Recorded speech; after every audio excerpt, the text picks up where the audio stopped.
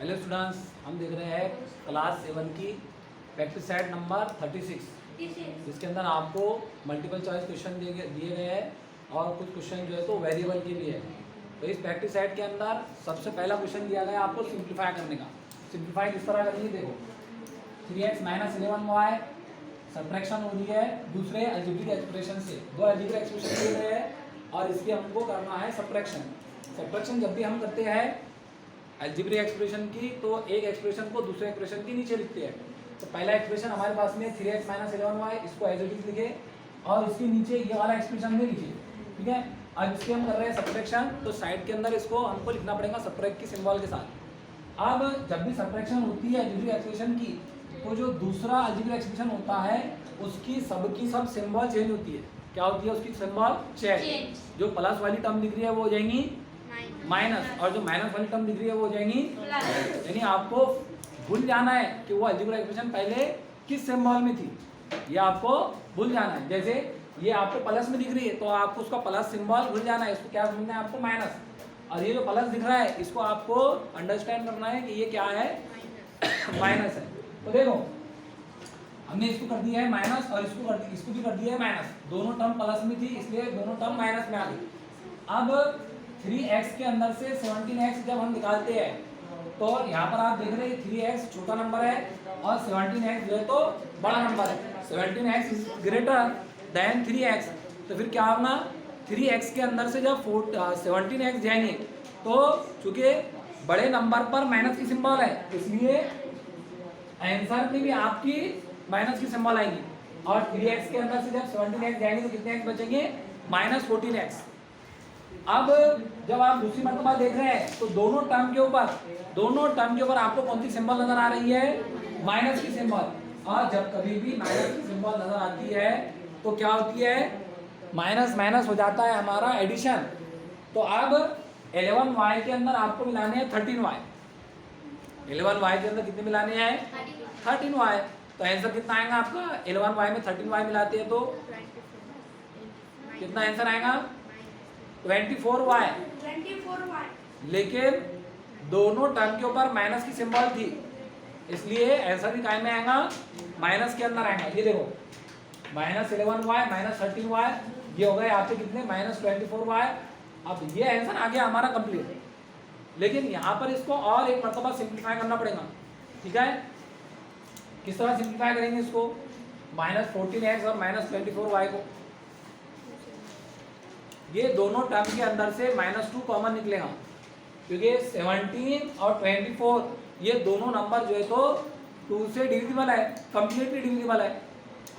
14 भी 2 से डिविजिबल है और 24 भी 2 से डिविजिबल है।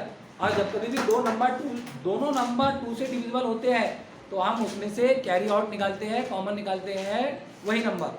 तो यहाँ पर दोनों में से 2 निकलेगा, ठीक है। और दोनों टर्म आपको जो है तो माइनस के अंदर दिख रही है इसलिए माइनस की सिंबल के साथ में 2 कॉमन निकलेगा। तो हम डायरेक्ट पूरा इस अलजेब्रिक एक्सप्रेशन के अंदर से जो हमारा फाइनल आंसर आया इसके अंदर से हम पूरा कॉमन निकालेंगे, कंप्लीट कॉमन निकलेगा -2। अब -2 का टेबल पढ़ना है आपको 14 आए तक।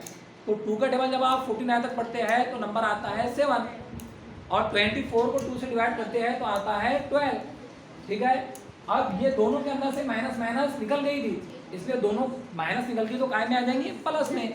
इसलिए -2 निकालने पर ये पहली टर्म भी बन गई प्लस और दूसरी टर्म भी क्या बन गई है?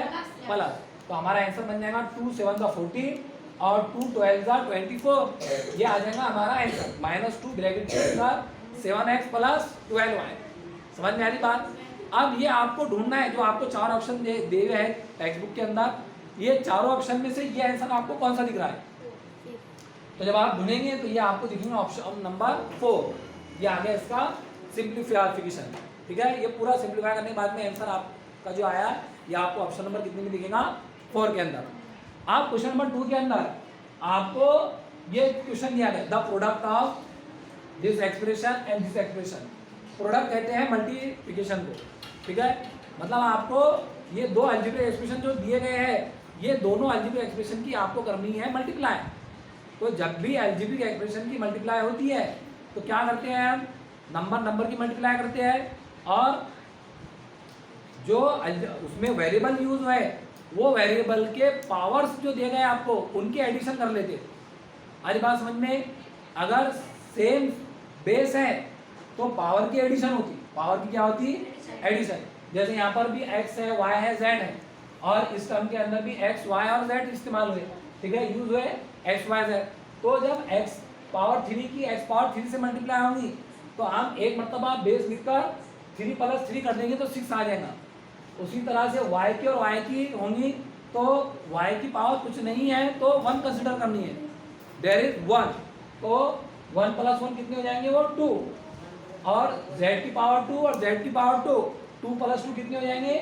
4। तो ये तो हो गई वेरिएबल की मल्टीप्लाई। अब नंबर कौन कौन से आए थे? 23 है और -15 है, ठीक है। तो 23 और 15 की मल्टीप्लाई करें हमने यहाँ पर, 15 3 सा 45, 45 के 5 कैरी के 4 और 15 2 सा 13 और 13 + 4 34। अब ये दूसरी जो एक्सप्रेशन थी ये माइनस के अंदर थी, इसलिए आंसर भी हमारा माइनस के अंदर आएगा।